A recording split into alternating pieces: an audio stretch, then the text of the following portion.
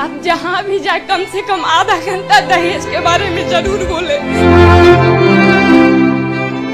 क्योंकि मोदी जी भी मतलब एक लागू किए हैं बेटी बचाओ बेटी पढ़ाओ, लेकिन जब तक वो दहेज खत्म नहीं करेंगे कभी ना बेटी बचेगी ना पढ़ेगी। क्योंकि सबसे बड़ा मम्मी पापा पढ़ाते हैं लेकिन हमेशा मतलब बोलते हैं जल्दी जॉब करो जल्दी जॉब करो, पढ़ाई मतलब इतना पैसा खर्च कर रहे हैं, हमको दहेज देना ये देना वो देना। तो मैं चाहती हूँ कि आपका हर कथा में कम से कम आधा घंटा सबको दहेज के बारे में जरूर बताया जाए। कि हम देखते हैं कि हमारे हिंदुस्तान के कल्चर में आमतौर पे किसी की शादी होती है जब, तो अक्सर औरत मर्द को दहेज देती है, उसे कहते हैं डाउरी, डाउरी देती है आमतौर पे। और इस्लाम में उल्टा है। इस्लाम में अल्लाह ताला फरमाते हैं सूरह निसा में सूरह नंबर 4 आयत नंबर 4 में कि जब भी आप शादी करो तो अपनी होने वाले बीवी को एक गिफ्ट दो, तोहफा दो। हम जिसे कहते हैं महर। महर निकाह होने के लिए फर्ज है।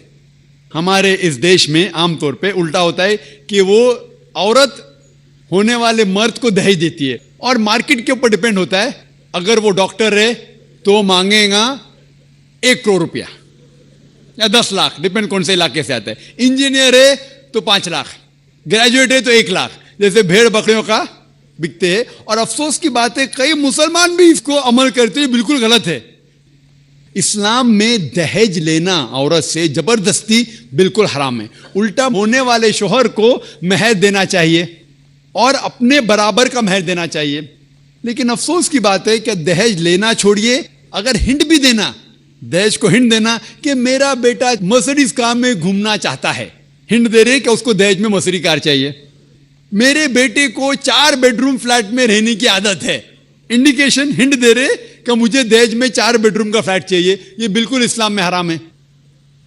जबरदस्ती मांगना, अगर खुशी से, अगर उस लड़की के वालिदैन कुछ देना चाहते तो आप ले सकते खुशी से, जबरदस्ती आप ले नहीं सकते। ना आप उसको हिंट दे सकते कि मुझे फ्लैट दो या पैसा दो। इस्लाम में उल्टा है। इस्लाम में औरत को महर मिलता है शादी में, और महर निकाह होने के लिए फर्ज है। और महर ये खुद औरत भी तय कर सकती है कि मैं तुमसे शादी करूंगी जब तक आप मुझे 1 लाख रुपया नहीं देंगे। वो अलग बात है कि वो गरीब शौहर है, गरीब आदमी बोलेगा मैं 1 लाख नहीं है, आप कोई दूसरे मर्द को ढूंढो, मैं दूसरी लड़की को ढूंढूंगा, ये भी जायज है। तो वो लड़की दूसरे शौहर को ढूंढेंगी, ठीक है ना। लेकिन वो कह सकती मुझे 1 लाख चाहिए, 5 लाख चाहिए, 10 लाख चाहिए, कुछ भी कह सकती है। अगर शौहर के पास कुवत है वो देगा, नहीं कुवत है तो नहीं देगा। इसीलिए अरब ममालिक में लड़की लोग इतना डिमांड करते हैं कि उनको अरब खवातीन से शादी करना मुश्किल पड़ जाता है, क्योंकि वो जानते हैं अपने हुकूक को। सूरह निसा की सूरह नंबर 4 आयत नंबर 20 के आयत में लिखा है कि आप उन्हें सोने का पहाड़ भी दे सकते हैं महर में, और आप उसे एक आयत भी सिखा सकते हैं, वो भी महर है। अगर आपके पास पैसा नहीं है और वो आदमी कहता है कि मेरे पास पैसा नहीं, मैं आपको कुरान शरीफ की आयत पढ़ के सुनाऊंगा, वो भी महर हो गया। तो महर की कोई हद नहीं है, ना नीची हद है ना ऊपर हद है। अपने अपने स्टेटस के अकॉर्डिंग वो महर तय कर सकते हैं। और ये महर की कई वजह है। एक वजह है कि मिसाल के तौर पे उस लड़की के वालिदैन ने उसकी परवरिश की, उसे ग्रेजुएट बनाया, तालीम के ऊपर खर्चा किया, तो महर मिलने के बाद उस औरत की वो अपनी जायदाद हो जाती है। वो चाहे अपने वालिदैन को दे, चाहे खुद रखे, या उसको कोई बिजनेस में लगा दे, कोई तिजारत में लगा दे, उसका हक है। तो महर उसकी खुद की जायदाद है, वो कुछ भी कर सकती है। और महर का कोई फिक्स्ड अमाउंट नहीं है, छोटा भी हो सकता है, बड़ा भी हो सकता है। और उसके अलावा ये महर अगर खुदा ना करे, अल्लाह ना करे, अगर तलाक होता है, डिवोर्स होता है, तो ये महर उसके काम आ सकता है। लेकिन लोग को गलत फहमी है कि महर सिर्फ तलाक के लिए, ऐसा नहीं बात है। वो महर लेके खुद को बिजनेस में लगा सकती है, अपने वालिदैन को दे सकती है। और जहां तक कि उसका खुद का सवाल है, इस्लाम के अंदर जितने फाइनेंशियल एस्पेक्ट से खर्चा उसका, शादी के पहले जिम्मेदारी है उसके वालिद की और उसके भाई की, शादी के बाद जिम्मेदारी उसके शोहर की और उसके बेटे की। All financial aspect, lodging, boarding, clothing, खाना पीना, कपड़ा, सब उसको कमाने की जरूरत नहीं, ये हक है मर्द को देने का। तो financially she is more strong, she is very strong financially. जहां तक कि माली हालात में इस्लाम में औरत का दर्जा बहुत ऊंचा है। जहां तक कि बहन ने सवाल पूछा कि तलाक होने के टाइम पे उसे मेंटेनेंस क्यों नहीं मिलता, बहुत अहम सवाल है। पहले हम ये जान ले कि जब अल्लाह सुब्हाना व तआला खवातीन को इतने हुकूक दिए, हुकूक देने के बावजूद अल्लाह सुब्हाना व तआला अदल करते हैं, जचते हैं।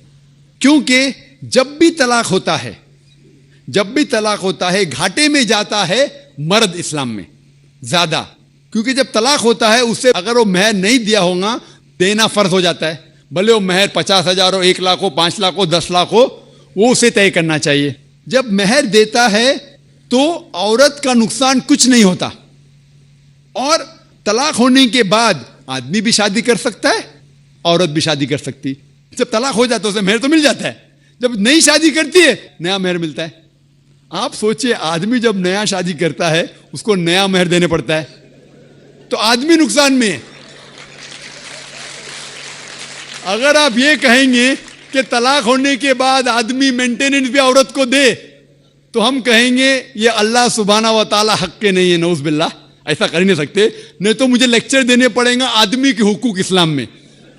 मैं अक्सर तकरीर करता हूं औरतों के हुकूक। लेकिन जो लोग इस्लाम की बुनियादी बात को नहीं समझते, उन्हें यह गलत फहमी है कि औरत का नुकसान हो रहा है। औरत का नुकसान नहीं हो रहा है। और औरत को कुछ भी अगर चीज की जरूरत है, जैसे मैंने कहा, आदमी का हक बनता है कि उसे दे। शादी के पहले उसके वालिद और उसके भाई, शादी के बाद उसके शौहर और उसके बेटे। और अगर ये नहीं भी दे तो माशरे का फर्ज है कि औरत को संभाले। माशरा नहीं कर सकता है, अगर इस्लामिक हुकूमत है, हुकूमत का फर्ज है कि औरत को संभाले, उसकी परवरिश करे, ये इस्लाम में। लेकिन अगर आप उसके बाद कहेंगे तलाक होने के बाद आदमी उसे हर महीना और 1,000 रुपया दे, 5,000 रुपया दे, तो ये आदमी पे जुल्म होगा। लेकिन जो महर तय होता है शादी के पहले निकाह में, क्या मुझे चाहिए 5 लाख रुपया, उसे वो संभाल सकती है। उसे कोई तिजारत में लगाए और उसकी आमदनी ले सकती है। अगर कोई शक है कि हो सकता है मेरा तलाक, कभी भी शादी होती तो तलाक का गुमान तो रहता नहीं दिमाग में कि तलाक होने वाला है, हो सकता है। लेकिन इसके लिए इस्लाम ने उसे अल्हम्दुलिल्लाह कई चीज़ें से हिफाजत की है। तो महर जो है उसे कई फ़ायदे हैं। और उसके बावजूद हदीस है मोहम्मद सल्लल्लाहु अलैहि वसल्लम की कि अगर कोई आदमी अपनी बेटी जिसका तलाक होता है उसकी हिफाजत करते तो बहुत सवाब मिलता है। तो इस्लाम में जो तलाकशुदा औरत है उसके लिए अल्हम्दुलिल्लाह कई तरीके हैं जिससे उसकी हिफाजत की जाती है। जो आप जो कह रहे हैं वो यहाँ के माशरे के बारे में कह रहे हैं, तो मैं कहता हूँ कि यहाँ के खवातीन को अपने हुकूक खुद पता नहीं, उनकी गलती है, इस्लाम की नहीं।